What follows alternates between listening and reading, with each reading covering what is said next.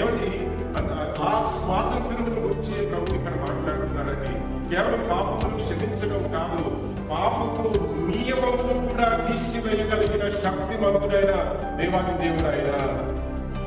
ఏం చెప్పండి, పాపమును క్షమించడమే కాదు, మనలో ఉన్నటువంటి ఏమిటి పాపము నియమాన్ని కూడా కొట్టివేయగలిగిన, ఏమిటి మనల్ని శుద్ధీకరించగలిగిన విమర్శన దేవాది దేవుడు ఆయన.